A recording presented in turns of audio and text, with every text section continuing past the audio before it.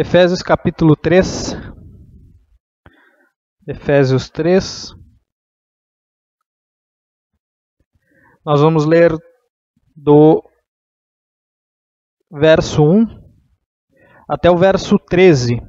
Mas antes vamos nos lembrar do que a gente tratou no domingo passado, onde a gente falou sobre judeus e gentios e judeus, um único povo salvo, onde a gente trabalhou de como Deus fez para unir esses povos que andavam em, vamos dizer assim, discordância e numa briga mútua. Tá?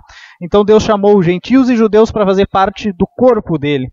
E nós tiramos 3 aplicações do texto da semana passada, de Efésios 2, do 11 ao 22. As 3 aplicações foi a primeira delas. Nós, os gentios, fomos aproximados aos israelitas por meio da morte de Cristo e pela fé. Os gentios são o povo de Deus. Segunda aplicação, que todos os crentes, sejam judeus ou gentios, têm acesso ao Pai por meio do Espírito Santo, aqueles que nós somos selados, né, com Ele.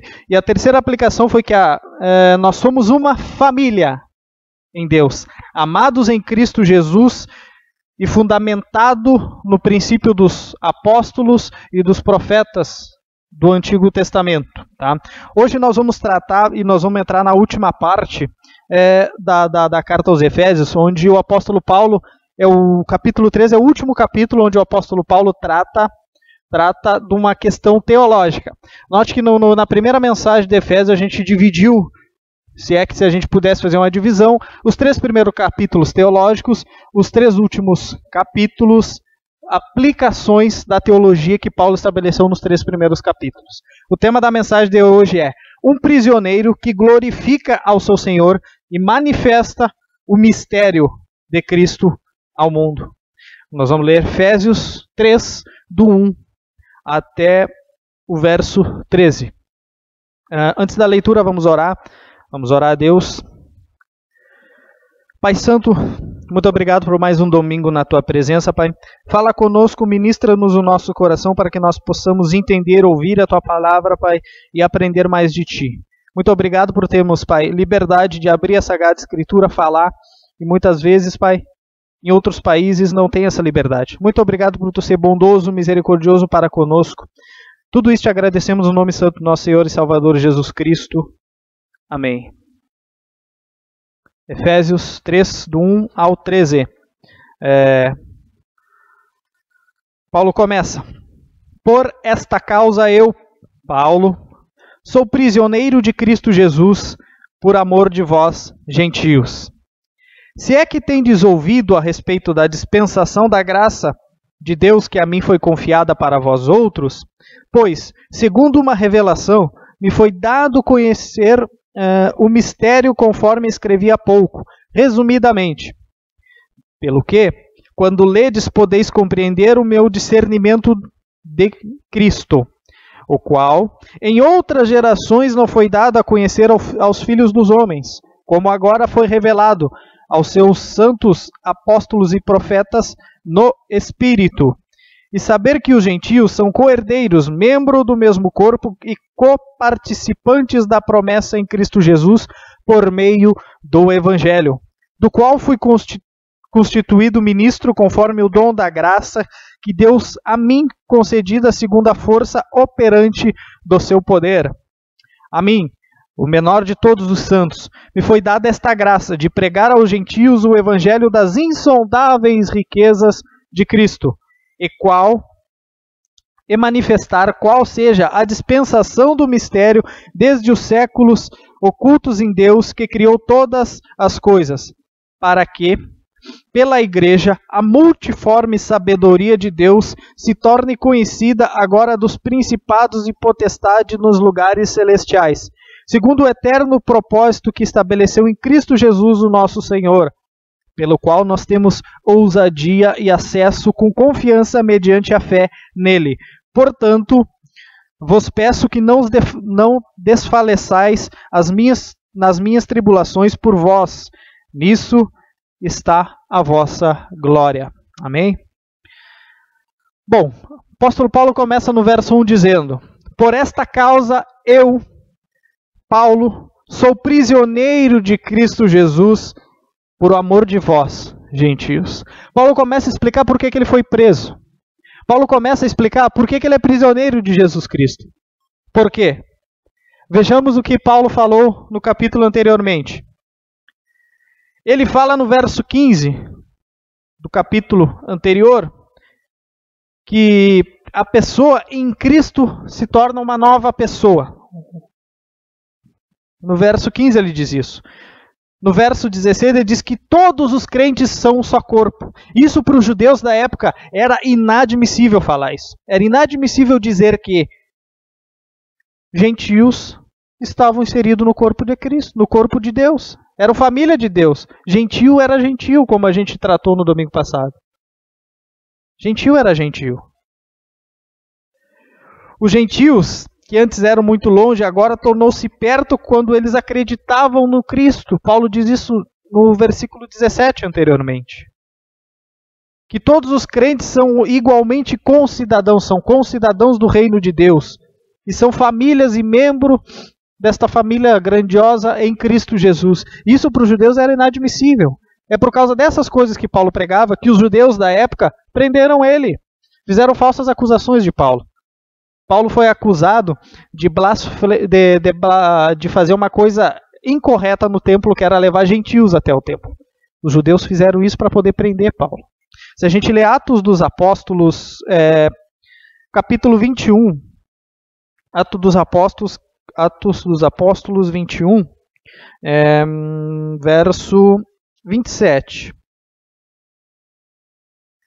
Aqui relata a prisão de Paulo, verso 27 e 28. Note que diz: quando já estavam por findar os 7 dias, os judeus vindos da Ásia, tendo visto Paulo no templo, alvoroçaram-se todo o povo e o agarraram, gritando: israelita, socorro! Este é o homem que por toda parte ensina todos a serem contra o povo, contra a lei, contra este lugar que eles estavam, no templo. Ainda mais, introduziu até gregos nos templos e profanou o recinto sagrado. Ou seja, essa era uma acusação falsa. Paulo não tinha feito isso. Paulo pregava o evangelho somente. Só que isso para eles, na cabecinha deles, na cabeçulinha deles, era difícil. Era difícil judeus e gentios serem agregados ao povo de Deus, cultuarem ao Deus de Israel. Isso era impossível para eles. Lembra que Jesus falou aos fariseus que eles tomavam o reino à força? Por quê? Porque eles achavam que era só deles, era pelo meio deles. Então, por esta causa, Paulo está dizendo aqui no verso 1 do capítulo 3, por esta causa eu sou prisioneiro de Cristo Jesus, por amor de vós, gentios. Por causa de amar vocês, de levar o evangelho, de levar a graça de Deus até vocês, é que eu estou preso. É por causa disso, não é por outro motivo. Paulo era um prisioneiro por amor do evangelho aos gentios. Verso 2: se é que tendes ouvido a respeito da dispensação da graça de Deus a mim confiada para vós outros.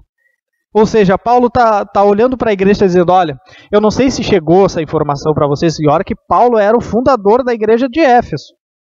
Paulo foi o homem que plantou aquela igreja. Ele está dizendo: olha, se é que tendes ouvido o que eu estou passando, é por causa de amor. É por causa do amor que eu tenho para com vocês e pelo que eu preguei para vocês é que eu estou preso. Eu não estou preso aqui porque eu transgredi as leis dos homens. Não. Eu estou preso aqui por causa disso. Se é que tendes ouvido a respeito da dispensação da graça, ou seja, do tempo em que Deus separou Paulo para aquela obra, para aquele ministério. Paulo era um homem separado para isso. Paulo era um homem colocado por Deus num tempo e num propósito da sua dispensação, na qual ele era o apóstolo dos gentios. Não é à toa que o apóstolo Paulo foi um dos maiores plantadores de igreja do Novo Testamento. Não é à toa que ele escreveu a maior parte do Novo Testamento. E não é à toa que ele é considerado o maior em ministério dos apóstolos. Porque não existe hierarquia maior apóstolo e menor apóstolo. Foi o homem que mais trabalhou. Ele diz que foi o que mais trabalhou de todos os apóstolos. Se é que vocês têm desouvido o que eu tenho feito, né? A graça de Deus confiada em mim para vós outros. Paulo fala, e aqui note o que Paulo está trabalhando. Paulo está dizendo que aquilo que ele está vivendo, ele chama de graça de Deus confiada a mim.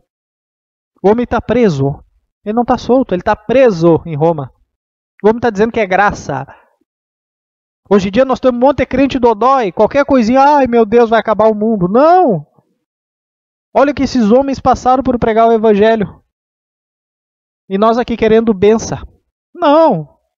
Olha o que esses homens sofreram. Olha como morreram os apóstolos. E nós aqui achando que é só vitória. Importa padecer por amor do nome do nosso Senhor e Salvador Jesus Cristo. Paulo está dizendo para a igreja, olha, olhem para mim. Se é que vocês têm ouvido o que eu tenho passado. Olhem para mim, chegue mais. No popular de hoje, ó, chega junto aqui. Vamos conversar, que eu vou mostrar uma coisinha para vocês. Verso 3. Pois, segundo uma revelação me foi dado o conhecer o mistério, conforme escrevi há pouco, resumidamente. Esse versículo é muito interessante. Revelação me foi dada. Aqui nós vemos Paulo dizendo que o que ele ensina não foi ensinado por homens, mas pelo próprio Cristo a ele. Isso é muito importante. O Espírito Santo trabalhou naquele homem de uma forma com que Deus chega até ele e mostra, Paulinho, vem cá. Tu é fariseu, né? Tu persegue a minha igreja. Chega junto que eu tenho uma coisinha para ti. Lembra-se que Cristo disse para Paulo? Saulo, eu vou te mostrar o que importa sofrer por causa do meu nome. E ele está sofrendo nesse exato momento. Ele está dizendo que é graça. Paulo sabia exatamente o lugar dele em Cristo. Ele não ficava admirado com as maravilhas que Deus fazia. Não. Ele olhava para as coisas, isso aqui é graça de Deus para mim.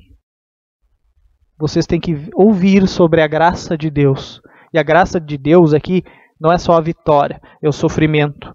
E ele diz que isso foi dado por revelação a ele. Foi dado por revelação. Pois segundo uma revelação me foi dado conhecer o mistério. Qual era o mistério aqui? A igreja. Aquilo que estava oculto. Aquilo que estava no plano e no propósito de Deus para se revelar em um determinado momento. Paulo é o apóstolo dos gentios. A igreja é formada de judeus e de gentios. Judeus que creem no Messias e seguem os mandamentos dos apóstolos e dos profetas e de Cristo Jesus, eles são igreja. Os judeus que seguem a lei de Moisés, eles ainda estão debaixo da maldição da lei. Isto foi dado em revelação. O mistério aqui, logicamente, é a igreja, que é um só corpo, judeus e gentios. São membros, isso não foi revelado a partir do Antigo Testamento. Mas a Paulo foi confiado esse mistério. Conforme a gente leu em Efésios, aqui no capítulo anterior, do 17 até o 22. Vamos relembrar o que Paulo disse no capítulo 2, do verso 17 até o 22. Ele disse o seguinte: E vindo evangelizou paz a vós outros que estáveis longe, e paz também os que estáveis perto, porque por ele, Cristo, ambos têm acesso ao Pai em um só Espírito. Porque assim já não sois estrangeiros e peregrinos, mas concidadão dos santos e sois família de Deus, edificados sobre o fundamento dos apóstolos e dos profetas, sendo ele mesmo Cristo Jesus a pedra angular, no qual todo o edifício bem ajustado cresce para santuário dedicado ao Senhor, no qual também vós juntamente estáis sendo edificados para a habitação de Deus no Espírito. Esse é o mistério. Aquilo que não foi revelado no Antigo Testamento. Embora lá em Gênesis 17 a gente tenha visto uma aliança de Deus com Abraão, que ele diz assim para Abraão: Abraão, em ti serão benditas todas as nações da terra. Mas isso ainda estava oculto. Pode ter passado na cabeça dele que todas as nações seriam os que viessem a circuncidar-se e seguir os preceitos da lei. Poderia ser isso que teve passado na cabeça de Abraão, embora ele nem soubesse ter lei naquele exato momento, porque não existia ainda. Mas o mistério que foi revelado é a igreja. Verso de número 4. Pelo que, quando ledes, podeis compreender o meu discernimento do mistério de Cristo. Ou seja, Paulo está dizendo para eles aqui, quando ledes, podeis compreender o meu discernimento, ou seja, o meu entendimento e o que eu estou passando para vocês. Quando vocês leem, fica fácil de entender o que eu quero passar para vocês. O que eu quero passar para vocês é que não haja divisões. Partido dos judeus e partido dos gentios. Não. Partido do corpo de Cristo. Porque aí o pensamento está em Cristo. E hoje dentro da igreja nós temos essas subdivisões. Não em judeus e gentios, mas principalmente em reformados e pentecostais. É uma guerra que a gente vive hoje. A gente vive uma guerra interdenominacional. Sendo que nós fizemos parte do mesmo corpo, embora nós tenhamos diferenças teológicas, nós precisamos nos respeitar. Porque o pentecostal é salvo tanto quanto o reformado que crê em Cristo. Não há diferença. E Paulo está olhando para ele, olha aqui, ó, quando vocês leem o que eu estou escrevendo, é de fácil compreensão. Não tem tanta diferença. Não é tão difícil entender que o mistério é esse, judeus e gentios inseridos no mesmo corpo que é a igreja. Não tem diferença. Não é difícil. Não precisa ser brilhante. Não precisa ter um QI elevado para entender isso. Até o senhorzinho lá, sem escolaridade nenhuma, consegue entender isso. É isso que eu estou passando para vocês aqui. Quando ledes, tá? Podeis compreender o meu discernimento. Judeus e gentios unidos em um só corpo. É isso que Paulo está passando aqui. E ele diz que esse é o mistério de Cristo. A igreja é o mistério de Cristo. A igreja é revelada em Cristo Jesus. Verso de número 5. O qual, em outras gerações, não foi dado a conhecer os filhos dos homens, como agora foi revelado aos seus santos apóstolos e profetas no Espírito. Essa união de judeus e gentios, tá, que Paulo está tratando maciçamente desde o capítulo 2, faz um capítulo e metade do outro, ele está falando a mesma coisa, para ver se entra na cabeçulinha deles. Vamos ver se entra na cacholinha de vocês isso. Tá? Judeus e gentios. Tá? Isso daí não foi dado a conhecer aos filhos dos homens antes. A nação de Israel era o único povo exclusivo de Deus. Até a vinda de Cristo Jesus e o seu sacrifício na cruz, onde ele uniu judeus e gentios em um único corpo. Isso, para ficar claro, a gente pode achar em 1 Tessalonicenses capítulo 2. 1 Tessalonicenses 2, do 14. 1 Tessalonicenses 2, do 14 ao 16. Tanto é assim, irmãos, que vos tornastes imitadores das igrejas de Deus que existem na Judéia, em Cristo Jesus, porque também padeceste da parte dos vossos patrícios as mesmas coisas que eles, porque suas vezes sofreram dos judeus, os quais não somente mataram o Senhor Jesus e os profetas, como também vos perseguiram, e não agradaram a Deus, e são adversários de todos os homens, a ponto de impedirem de falar de gentios, para que eles sejam salvos, a fim de ir enchendo para sempre a medida dos seus pecados. A ira, porém, sobreveio contra eles definitivamente. Entende? Os judeus, eles perseguiam a igreja de Cristo. Mas um judeu convertido, ele é a igreja. Paulo é o exemplo disso. Era um mistério. Que é essa nova seita que está surgindo? Os cristãos, a igreja. É isso que Paulo está dizendo aqui. No verso 5. Não foi dado a conhecer. Mas por meio de Cristo Jesus foi dado. E eles vão perseguir vocês. Mas muitos deles vão se converter também a Cristo e vão ser igreja como vocês. Simples assim. Isto estava de alguma forma oculto e foi dado a revelar pelos apóstolos e pelos profetas. É isso que Paulo está dizendo no verso de número 5. Verso 6.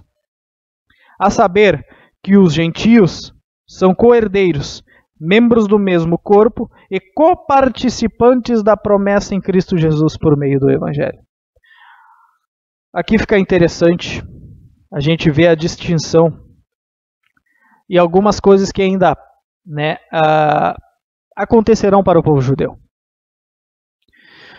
Paulo vai dizer que os gentios são co-herdeiros, ou seja, eles são alguém que são herdeiros, mas não é a originalidade deles, eles são co-herdeiros.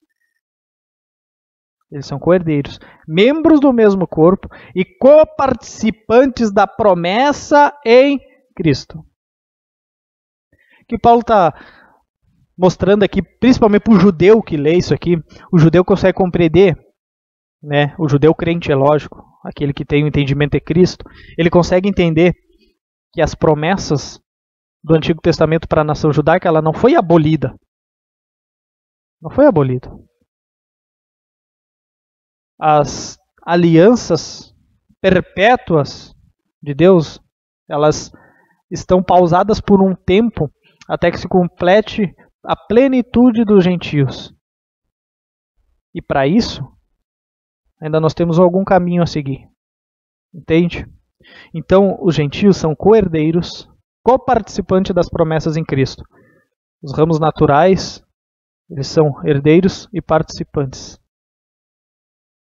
Eles terão o tempo deles. A igreja foi inserida. O judeu que lê isso entende isso.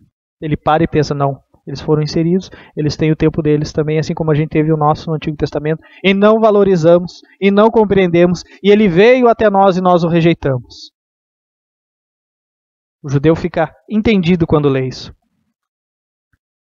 E mais uma coisa importante que a gente tem que mostrar aqui é que somos coparticipantes da promessa em Cristo Jesus por meio de quê? Do Evangelho, da boa notícia, das boas novas de salvação, da cruz, do sangue do Cordeiro. A partir daí, nós somos inseridos em Cristo e inseridos no corpo de Cristo e inseridos na família de Deus. É isso que Paulo está dizendo no verso 6. Verso 7. Do qual fui constituído ministro conforme o dom da graça de Deus a mim concedida, segundo a força operante do seu poder. Texto monergista. Versículo monergista agora. Olha o que Paulo diz. Do qual eu fui constituído ministro. Ou seja, eu sou ministro disso. Eu sou ministro disso. Eu estou fazendo isso. Paulo enfatiza que ele não se fez ministro. Eu fui constituído ministro. Ele não se candidatou. Ele não aceitou Jesus. Ei, Senhor, eu aqui, por favor, me usa. Não. Lembre-se muito bem como foi a conversão de Paulo. Literalmente, Jesus puxou eles das orelhinhas aqui. Vem cá, Paulinho, que eu vou te ensinar uma coisinha. Não. Levanta, vai para certo lugar, procura certo homem, eu vou te ensinar uma coisa. Tudo no imperativo. Jesus não chegou para Paulo e disse, meu filhinho amado, por favor, tu me aceita como teu único e suficiente Salvador? Não. O Espírito Santo rompeu os grilhões do pecado, daquele coração duro, entenebrecido, cheio de maldade, que ele estava indo para matar, perseguir cristãos. E o Senhor Jesus aparece para ele. Aquela luz chega até ele. Aquela voz entra no coração dele, rasga o coração dele, quebra aquele coração duro de pedra dele. E diz, vem Paulo. Você não vê ele dizendo, sim Senhor, eu te aceito. Não. Ele foi fazer, ele foi constituído por Deus. Deus o chamou, quebrou a ignorância daquele coração dele. Para ele ser constituído o maior dos apóstolos. O maior dos apóstolos. Colossenses 1:25. Colossenses 1:25. Até o 24. Colossenses 1:24 e 25 diz, agora me regozijo nos meus sofrimentos por vós, e preencho o que resta das aflições de Cristo na minha carne, a favor do seu corpo, que é a igreja, da qual me tornei ministro de acordo com a dispensação da parte de Deus que me foi confiada a vosso favor para dar pleno cumprimento à palavra de Deus. Note que Paulo diz, eu me tornei ministro da dispensação da parte de Deus que me foi concedida. Ou seja, Deus tinha um tempo preparado para Paulo e isso foi concedido a Paulo. E Paulo não poderia dizer não. Paulo não poderia dizer não. Ou seja, ele não se autoproclamou apóstolo, como a gente vê nos dias de hoje. Ele não se proclamou ungido de Deus, não. Ele foi chamado, tinha seu propósito, Deus tinha o seu plano e confirmou o seu plano e o seu propósito na vida dele. Vamos ver umas coisas interessantes. Olha que Cristo diz para Paulo, levanta-te, põe-te em pé, para este fim eu apareci para você, para te fazer ministro e testemunha. Atos 26:16 diz isso. Vê se não está no imperativo. Levanta-te, põe-te em pé, para este fim eu apareci para você. Aonde está tu me aceita como teu único e suficiente Salvador? Não existe. Eu tenho um plano e um propósito para ti, tu vai cumprir ele porque eu determinei, eu pré-ordenei e tu vai fazer. Tu vai fazer. Filipenses 2,13. Filipenses 2,13. Porque é Deus quem efetua, tanto em vós como querer e o realizar, segundo a sua boa vontade. Quer dizer que nós somos robôs? Não. Paulo fez da sua livre e espontânea vontade. Ele quis fazer. Ele fez. A gente não vai ver Paulo reclamar uma única vez das coisas que ele fez. Ele diz, olha, como eu li agora em Colossenses, vocês olhem os meus sofrimentos. Olhem meus sofrimentos. Olhem isso que eu estou passando. Isso é graça. Paulo está falando. Isso é graça de Deus. Paulo via seu sofrimento, seu ministério, a sua jornada, as suas prisões, a sua fartura e a sua miséria como graça de Deus. Isso ele fez. Mas fez porque Deus pré-ordenou. Senão não tinha feito. Entende? É isso que Paulo vai dizer lá. Conforme a graça que me foi concedida. A força operante do seu poder, Paulo vai dizer no final do versículo. A força operante do seu poder. Tudo que Paulo fez, Paulo não diz fui eu que fiz, foi o Senhor com a sua força operante que fez. Foi o Senhor Jesus com a sua força operante em mim que me ajudou a fazer. Não fui eu. Note que Paulo sempre, todas as vezes ele tira a glória do homem, ele rasga o ego humano e diz não fui eu, mas sim Cristo. Paulo vai dizer não sou eu mais que vive em mim, mas sim Cristo. É Cristo que fez todas as coisas. Cristo está operando isso em Paulo. Ele foi constituído ministro na dispensação do tempo de Deus, pela força e pelo poder de Deus. Não por ele. Não por ele. Verso de número, agora 8. A mim, olha o que Paulo diz. O menor de todos os santos me foi dada esta graça de pregar o evangelho aos gentios das insondáveis riquezas de Cristo. Note que Paulo diz, a mim, o menor, me foi dada esta graça. Quem era o menor? Paulo. Quem foi o maior em ministério? Paulo. Ele diz que ele é o menor. Paulo olha para ele, ele sabe do que ele está fazendo, ele tem real noção do que ele está fazendo, sofrendo e padecendo. Ele diz que ele é o menor. Eu duvido nos dias de hoje um homem que faça algo, né, que é quase impossível nos nossos dias, um homem fazer o que Paulo fez e não se achar, não ter um rompante e um ego. Olha, eu fiz isso, olha, eu preguei agora, hoje de manhã tinha 5.000 pessoas na minha igreja, umas 2.000 creram em Jesus pela primeira vez, né, se salvaram. A gente vê inúmeras vezes pessoas falando isso, Paulo não fez uma vez. Isso que o homem plantou a igreja por aí. A gente não vê isso. A gente vê as pessoas se autoproclamando. Porque na minha igreja tem 50.000 pessoas. Grande coisa. Quem salva é Cristo. Se tiver 1 ou 50.000, quem fez a obra foi tu, Cristo? É Cristo, meu amado. Se Cristo não converter, não adianta. Pode ter 300 milhões. Pode ter o mundo inteiro jogado aos teus pés. Se Cristo não operou, não adianta. Se Cristo não fez nascer de novo, não adianta. É só número. E é triste. E Paulo está dizendo que ele é o menor. Isso foi graça, Paulo está dizendo. Isso é graça. Isso é graça que a mim foi dada. Paulo sempre considerou o ministério dele como graça. Por conta dos atos que ele fez passados. Paulo olhava para ele e se sentia o pior dos pecadores. Ele não se achava o super-homem em Deus. 1 Coríntios 15, um pouquinho para trás. 1 Coríntios.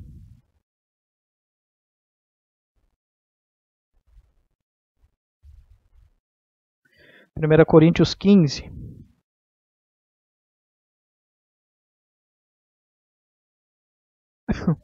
Primeira Coríntios 15, do 9 ao 10. Olha o que Paulo vai dizer aqui aos Coríntios agora, a igreja de Corinto. Porque eu sou o menor dos apóstolos, que mesmo não sou digno de ser chamado apóstolo, por perseguir a igreja de Deus. Mas pela graça de Deus eu sou o que sou, e a sua graça que me foi concedida não se tornou vã, antes trabalhei muito mais que todos eles. Está falando dos outros apóstolos. Todavia não eu, mas a graça de Deus comigo. Todavia não eu, mas a graça de Deus. Paulo entendia que tudo que ele fazia era a graça de Deus levando ele a fazer. Ele vai dizer que ele não é digno de ser chamado apóstolo, por quê? Porque ele perseguia a igreja de Deus. Ele está dizendo, eu era perseguidor, eu era blasfemo, eu matei. Eu fazia tudo isso, eu não sou digno. Hoje a gente vê o egocentrismo do homem. Eu fiz, eu faço, eu oro, eu canto, eu faço. Quando eu prego, tudo é graça. Quando é que a gente vai conseguir entender que tudo é pela graça? Se o irmãozinho prega bem e bonitinho, não é porque ele estudou muito, ele é um cara sabido, ele tem uma sapiência, ele é gênio, ele é um Einstein do evangelho. Não, é pela graça de Deus. E nós hoje colocamos o ego em tudo. Tudo é o ego. Eu. O que você mais ouve nos sermões hoje é o eu-evangelho. Eu chamo de eu-evangelho, não é o evangelho de Cristo. Não, é o eu-evangelho. Eu fiz, eu preguei, eu orei, eu cantei. Porque quando eu cantei, as pessoas, olha, desceu o poder de Deus.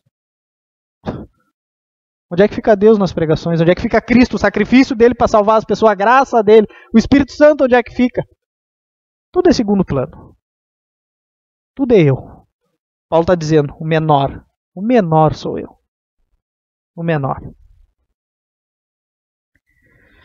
Paulo vai terminar o versículo dizendo de pregar o evangelho aos gentios, as insondáveis riquezas de Cristo. Note que pregar o evangelho é uma graça. Ninguém está pregando o evangelho porque é bonitinho, é mais espertinho, é mais intelectualzinho, não. Pregar o evangelho é uma graça, é uma dádiva. É por isso que a gente tem que fazer isso com todas as nossas forças. Porque as forças também não vêm de nós, vêm de Deus. É por isso que Paulo está falando. É isso que Paulo está dizendo aqui. É graça. É graça. É gratificante falarmos das insondáveis riquezas do Evangelho. Romanos 11, versículo 33. Romanos 11, verso 33. Olha o que Paulo diz aqui. Ó profundidade da riqueza, tanto da sabedoria como do conhecimento de Deus. Quão insondáveis são os seus juízos e quão inescrutáveis os seus caminhos. Pois quem conheceu a mente do Senhor ou quem foi seu conselheiro? Ou quem primeiro deu a ele para que ele venha a ser restituído? Porque dele, por meio dele e para ele são todas as coisas. A ele, pois, a glória eternamente. Amém. Amém. Olha o que o apóstolo Paulo está dizendo aqui. Profundidade. Paulo está dizendo, quem conheceu a mente do Senhor para lhe ajudar? Para dizer para ele. Ninguém conheceu. Tudo que ele faz, tudo que nós falamos, as insondáveis riquezas que Cristo trouxe naquela cruz, a salvação eterna, sermos povo, sermos escolhidos de Deus, isso aí é uma grandiosidade das riquezas insondáveis de Cristo Jesus. E nenhum ser humano por si só poderia chegar a esse entendimento. Nenhum ser humano por si só poderia chegar a este entendimento. Ninguém poderia. Se não fosse a graça de Deus. Se não fosse a graça de Deus, ninguém conheceria isso. Isso deu-se a revelar pela cruz. Pela cruz. Verso 9. E manifestar qual seja a dispensação do mistério, desde os séculos, oculto em Deus, que criou todas as coisas. Manifestar seja qual a dispensação do mistério. Ou seja, Paulo ensinou sobre as verdades do Antigo Testamento e da antiga dispensação sobre os judeus também. Note que Paulo foi, talvez, dos apóstolos, e certamente foi o que mais ensinou sobre o Antigo Testamento para a igreja. Ele olhava para os judeus e dizia, meu amado, vocês agora não estão mais debaixo da lei. Se a gente lê Gálatas, a gente fica maravilhado com o que Paulo diz. A gente não vive mais debaixo dessa lei. Paulo ensinou sobre o Novo Testamento, sobre Cristo, sobre a sua obra, mas também ele ensinou os preceitos da antiga aliança, como elas são diluídas e trazidas para o Evangelho em Cristo. Paulo ensinou isso também. É por isso que ele fez manifestar seja qual a dispensação do mistério. desde os séculos ocultos em Deus. A igreja é um mistério que foi revelado em Cristo Jesus. Por isso Deus levantou os seus apóstolos para ensinar a igreja. Ensinar os preceitos da antiga aliança e da nova aliança que será dada aos judeus. Deus ensinou isso. Deus manifestou isso no devido tempo. E Paulo foi um desses que Deus levantou para fazer isso. Verso 10. Para que, pela igreja, a multiforme sabedoria de Deus se torne conhecida agora dos principados e potestade nos lugares celestiais. Aqui começa Paulo a glorificar a Deus e mostrar que pela igreja, ou seja, o papel dos crentes é mostrar o reino de Deus às pessoas do mundo. O papel da igreja é manifestar a glória de Cristo ao mundo. Esse é o papel da igreja. Isto é feito quando? Quando nós pregamos o Evangelho. Quando nós temos uma igreja que prega o Evangelho, é uma igreja que manifesta a glória de Cristo Jesus ao mundo. Muitas vezes nós achamos que fazer ações sociais é manifestar o Evangelho. Não, isso é parte do Evangelho, não é o Evangelho. O Evangelho em si é Cristo Jesus crucificado naquela cruz para remir os pecados daquele que crê. Esse é o Evangelho. Que traz ações, ajuda, tudo isso está embutido. Mas a essência do Evangelho é mostrar Cristo Jesus na cruz do Calvário, morto, depois ressurreto, para salvar o seu povo, aqueles que creem no seu nome. Isso é dever da igreja.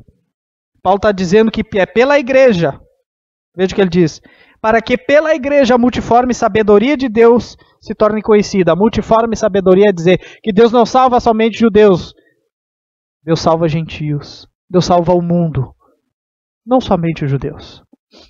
João, ou melhor dizendo, Mateus 5. Mateus 5, do verso 14 ao 16. Mateus 5, do 14 ao 16. Olha que Jesus diz aos seus discípulos: Vós sois a luz do mundo. Não se pode esconder uma cidade edificada sobre um monte, nem se acende uma candeia para colocá-la debaixo do alqueire, mas no velador, e alumia todos que se encontram na casa. Assim brilhe a vossa luz diante dos homens, para que sejam as vossas boas obras, para que vejam as vossas boas obras e glorifiquem ao vosso Pai que está nos céus. Note por que Paulo diz que tudo que ele faz é graça de Deus e é pelo poder de Deus. Porque ele faz. E porque ele faz, ele vai ser luz no mundo. E se ele é luz no mundo, ele tem que mostrar a sua luz para o mundo. E a sua luz do mundo não vem dele, vem de Cristo Jesus. É por isso que Paulo, primeiro ele ensina que nada vem do homem. E depois ele ensina o que o homem faz. Para que entre na cabecinha das pessoas que o que elas fazem não é por elas. É Deus operando nelas. Isso vai ser manifesto ao mundo. Por isso que todas as coisas são para ele, por meio dele e para ele. É isso que Paulo está dizendo. Pela igreja vai ser manifestado, mas a igreja não faz por ela, porque é Deus quem efetua em vós tanto querer como realizar segundo a sua obra. Parece algo tão difícil, mas é muito simples. Você fez assim, eu fiz, glória a Deus. Não é glória para você. Eles vão ver o que você fez, mas você não fez por você, você fez por ele. Tu não faz por ti, não faz porque tu é bonzinho. Nós somos maus, nós somos depravados. Nós estávamos mortos em delitos e pecados. Por que tu acha que Paulo fala isso no capítulo 1? Por que ele fala isso no capítulo 2? Vós que estáveis mortos em vossos delitos e pecados. Ele quer destruir o homem para mostrar depois da destruição, para fazer o contraste. Olha como vocês eram e olha o que vocês são hoje. Isso é favor e graça de Deus. Isso vai ser manifesto por vocês, para a glória de Deus. É incrível como a gente não entende essas coisas. É incrível. A igreja no Brasil hoje precisa entender isso. Nunca foi tão preciso voltar a dizer que é para a glória de Deus. Tu faz, mas não é para ti. Não é porque tu é bonzinho, bonitinho, porque Deus te concedeu super dons, tu é um super carismático, né? Não é por isso. Não é por isso. Bom, a igreja vai ser manifestada ao mundo, correto? É isso que Paulo está dizendo aqui. mas também aos principados e potestades. A igreja vai ser manifesta ao mundo, aos homens, e isto também vai ser manifesto aos principados e à potestade. Paulo está dizendo, Satanás e seus anjos verão o que a igreja irá fazer. E isto é para glorificar a Deus. Não vai ser só o mundo que vai ver. Satanás vai ver. Satanás vai ver. Os principados e as potestades vão ver. Não vai ficar só no campo humano. No campo espiritual também vai ver. Isso Paulo diz em Efésios 1. A gente já leu esse texto. 19 ao 23 diz: E qual a suprema grandeza do seu poder, para com que cremos, segundo a eficácia do seu poder, o qual exerceu em Cristo, ressuscitando dentre os mortos, fazendo-se assentar à direita de Deus nos lugares celestiais, acima de todo principado e potestade, poder e domínio que possa se referir, não só no presente século, mas também no vindouro. E pôs todas as coisas debaixo dos pés para ser o cabeça de todas as coisas, e deu à igreja, o qual é o seu corpo, a plenitude daquele que tudo enche em todas as coisas. Ou seja, a manifestação de Cristo, a manifestação da sua igreja, isto também foi para mostrar aos principados e às potestades quem manda no jogo. Quem é o soberano? Quem é aquele que faz todas as coisas segundo a sua eficácia do seu poder? É Cristo. É Cristo.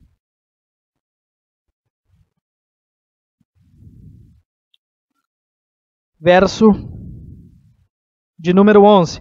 Segundo o eterno propósito que estabeleceu em Cristo Jesus. Ou seja, o objetivo final de Deus ter feito tudo isso é para dar glória a si mesmo. Para dar glória a si mesmo. Lembre-se que Deus diz, eu não divido a minha glória com ninguém. Não divide a glória dele com ninguém. Portanto, nós não precisamos, nós não podemos ser soberbos. Nós não podemos ser soberbos. Nós temos que ver as nossas condições e dizer, glória a Deus por isso. Glória a Deus por isso. Como mesmo Paulo vai dizer em outro lugar, há um só Deus e o Pai, que são todas as coisas, para que nós vivemos um só Senhor Jesus Cristo, pelo qual são todas as coisas. Nós existimos por meio dele. Nós existimos por meio dele. Está lá em 1 Coríntios 8,6. Em Colossenses 1,16, Paulo vai dizer assim, todas as coisas foram criadas por ele e para ele. Ou seja, tudo foi estabelecido pelo eterno propósito de Deus em Cristo. Para a glória dele, por meio dele e para ele, pelos séculos dos séculos. Amém. Verso de número 12. No qual, e aqui o verso 12 e 13, talvez seja uma das partes mais importantes e principalmente que a gente precisa hoje entender nos nossos dias. Olha o que Paulo diz no verso 12. Pelo qual nós temos ousadia, acesso e confiança mediante a fé nele. Trazendo para os dias de hoje e aplicando. Ter ousadia e fé não é declarar a bênção e a vitória. Não é. Não é. Confissão positiva não é ter fé, não é ter ousadia. Não é profetizar sobre a vida de alguém. Não. Ter ousadia, acesso com confiança mediante a fé, é saber que nós estamos em Cristo, unido no seu corpo, unido com os irmãos em Cristo, tá? Por meio da fé e da obra salvífica que Cristo fez naquela cruz.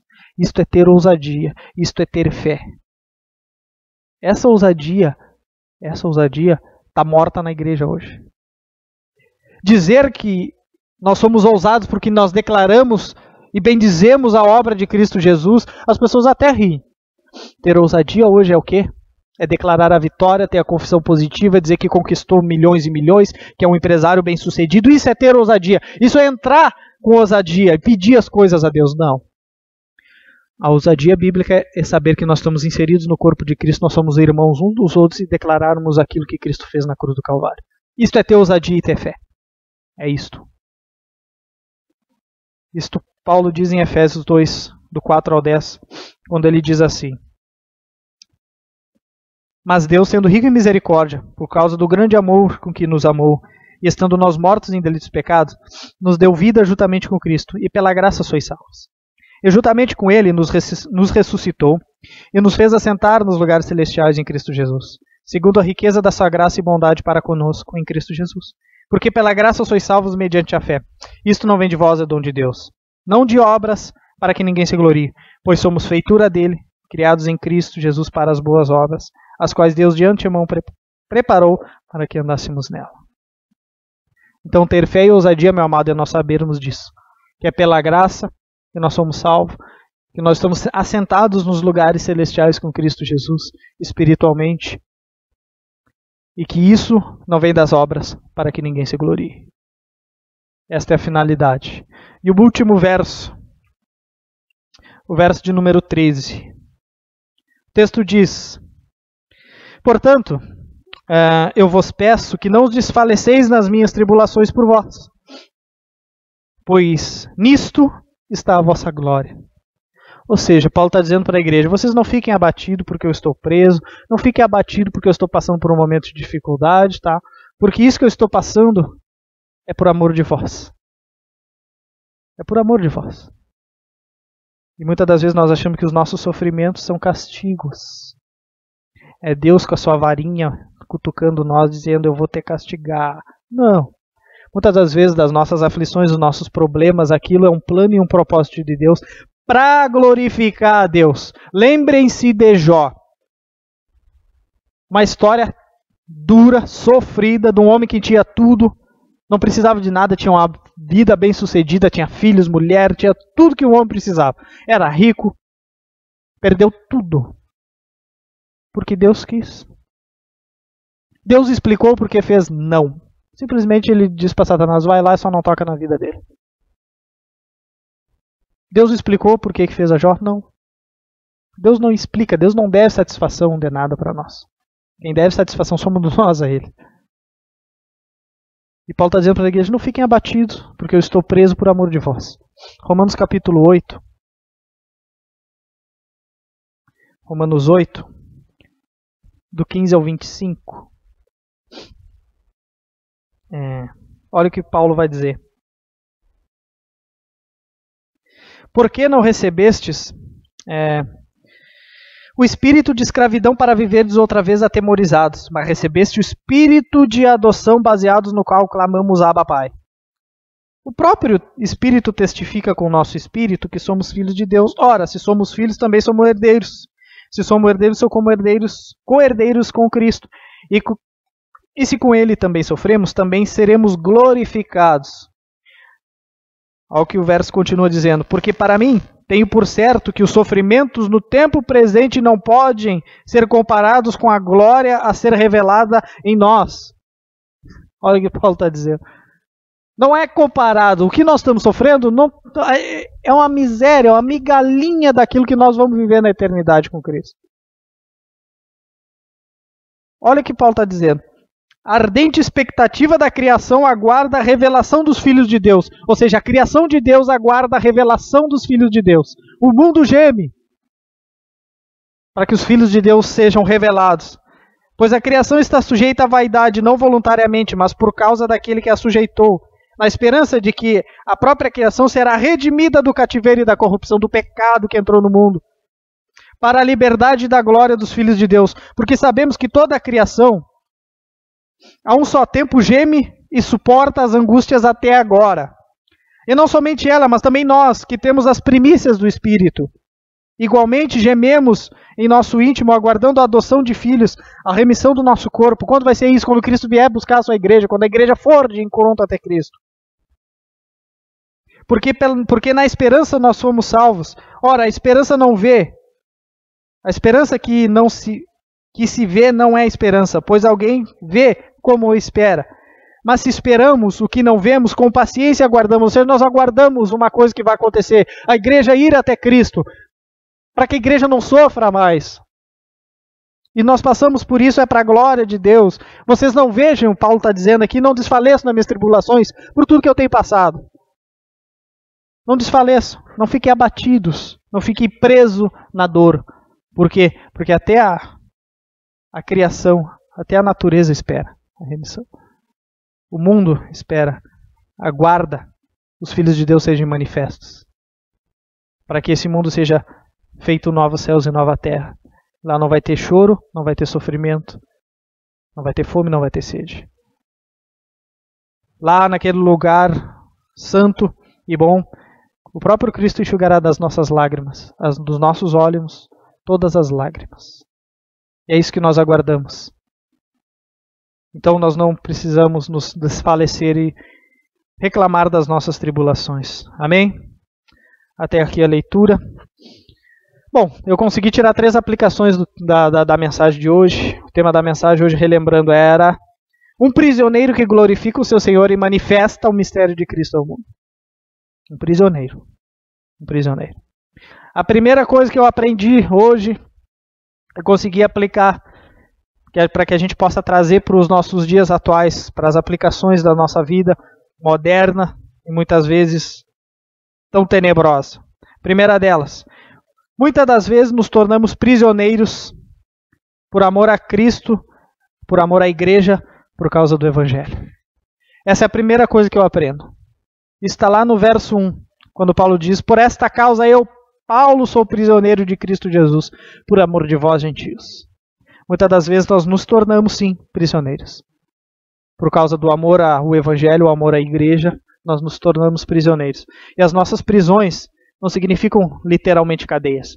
Às vezes privações de certas coisas que nós gostamos, de um tempo que nós teríamos com nossa família, de um tempo que nós teríamos com os nossos filhos, com os nossos pais, com as nossas esposas, as mulheres com os maridos. Isto é a primeira coisa que eu aprendo. Por causa de amor a Cristo, amor à sua santa igreja, nós nos tornamos prisioneiros. Segunda aplicação. O maior dos apóstolos se considerava o menor e o menos importante de todos. E a pergunta que fica é por que nós vivemos um tempo onde as pessoas têm que ser exaltadas, sendo que o maior dos apóstolos se diz que não era digno.